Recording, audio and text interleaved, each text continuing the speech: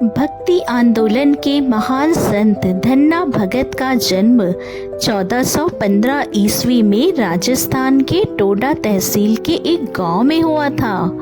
वे संत रविदास, नामदेव, कबीर और गुरु नानक देव जी के समकालीन थे।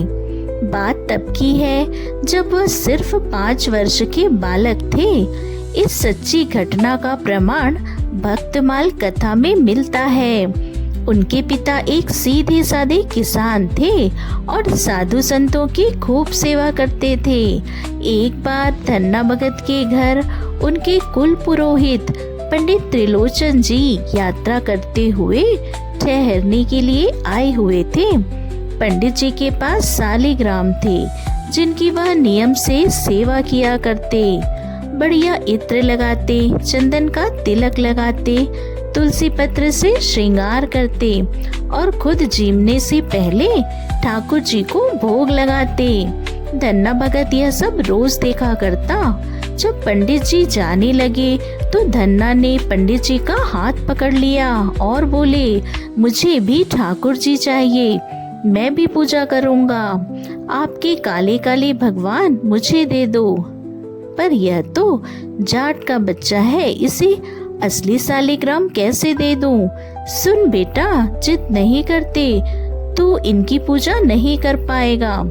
ठाकुर जी की पूजा करना कोई बच्चों का खेल नहीं है। नहीं पंडित जी, आपको जाना है तो जाओ, पर मुझे तो ये काले वाले ठाकुर चाहिए। मैं कुछ नहीं जानता, मुझे बस ठाकुर जी दे दो। पंडित जी त्रिलोचन घर से बाहर गए। इधर उधर देखा तो वहाँ कुछ पत्थर पड़े थे। वहीं से काले रंग का साधारण चिकना पत्थर उठाया और बालक को अंदर लाकर थमा दिया और धन्ना से बोले, ले बेटा, आज से यही तेरे ठाकुर जी हैं। इन्हें रोज नहलाकर चंदन तिलक लगाकर भोजन करवाना, लेकिन ध्यान रखना पहले इनको खिलाना फिर खुद जीमना। बस फिर तो धन्ना की खुशी का कोई ठिकाना ही नहीं रहा। वो ठाकुर जी को पाकर अत्यंत प्रसन्न हुआ। अब तो धन्ना रोज सुबह पंडित जी की नकल करते हुए पत्थर को नहलाता। चंदन तो था नहीं, ईंट को घिसकर मिट्टी का तिलक लगाता और छोटी छोटी सूखी लकड़ियां जलाकर आरती करता। माँ उसे खाने बाजरे की रोटी देती तो ठाकुर जी के पास जाकर आंखें बंद कर भोग लगाता। अरे ठाकुर जी ने आज रोटी नहीं खाई, जरूर मुझसे नाराज हैं। 4 दिन तक ऐसे ही चलता रहा। धन्ना रोटी गाय को खिला देता और खुद भूखा रह जाता।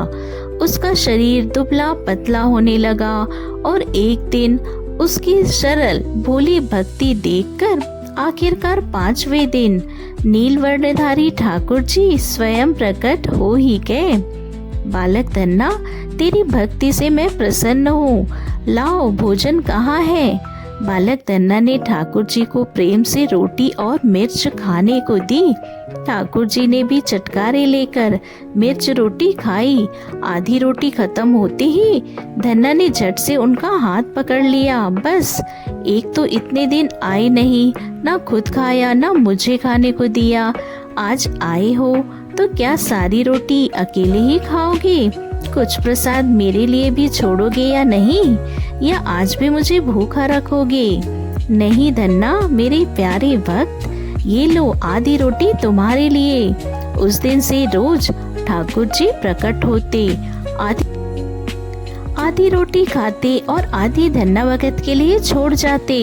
इस प्रकार धन्ना बड़ा हो गया और प्रभु की आज्ञा से काशी जाकर गुरु रामानंद जी से दीक्षा ली और अपने गांव लौट आया। अब तो उन्हें सभी लोगों में भगवान के दर्शन होते थे। एक दिन पिता ने उन्हें खेत में बोने के लिए गेहूं दिए और वो उन्हें लेकर खेत की ओर चल दिया। साधु दिखाई दिए। अरे ये तो मेरे ठाकुर जी के भक्त हैं, यह कहाँ जा रहे हैं? जरूर मंदिर जा रहे होंगे। धन्ना साधुओं के पास जाकर उनकी कुशलता पूछने लगा तो साधु बोले, हम 3 दिन से भूखे हैं और भोजन के लिए आश्रय ढूंढ रहे हैं। बस धन्ना प्रभु के भक्तों को भूखा कैसे देखते। झट से खेत में बोने के लिए मिला सारा गेहूं साधु संतों में बांट दिया और पिता के डर से खाली खेत में ही हल चलाकर पत्थर ही बोकर आ गए और कह दिया कि गेहूं बो दिया है। भला भगवान भी अपने भक्त से पीछे कहाँ रहने वाले थे। करीब 1 महीने बाद गांव का एक व्यक्ति धन्ना के घर आया और बोला, अरे भाई साहब, इस बार तो आपके खेत में सोने जैसी फसल हुई है। पूरे गांव में ऐसी बढ़िया फसल किसी की नहीं है। भक्त धन्ना भी पिता के पास खड़े सब सुन रहे थे। धन्ना को लगा कि सब मजाक कर रहे हैं, पर जब वो खुद तो लहलहाती हुई गेहूं की फसल देखकर दंग रह गए। जय हो मेरे ठाकुर जी, यह सब आपकी कृपा है, मैं जानता हूँ। हे लीलाधारी, यह आपकी ही लीला है। मेरे सरल विश्वास की आज आपने फिर लाज रख ली। इस प्रकार धन्ना भगत का नाम अमर हो गया। वहीं पंडित त्रिलोचन दास, जिन्होंने अपने जीवन में कई तीर्थ यात्राएं की पर भगवान का साक्षात्कार ना कर सके, सालिग्राम भगवान की सेवा की पर भगवान को ना पा सके, परंतु धन्ना जैसे भक्त ने साधारण से पत्थर को भगवान मानकर निश्चल मन से पूजा की तो उसमें से भी साक्षात ठाकुर जी प्रकट हो गए। वाकई धन्य है भगत धन्ना और उनकी भक्ति, जिसे बालकाल से ही भगवान का सानिध्य प्राप्त हुआ। इस प्रकार की रोचक कहानियों को सुनने के लिए हमारे चैनल को लाइक, शेयर और सब्सक्राइब करें और हाँ, बेल आइकन जरूर दबाएं ताकि रोचक कहानियों का नोटिफिकेशन सबसे पहले आप पहुँचे। धन्यवाद।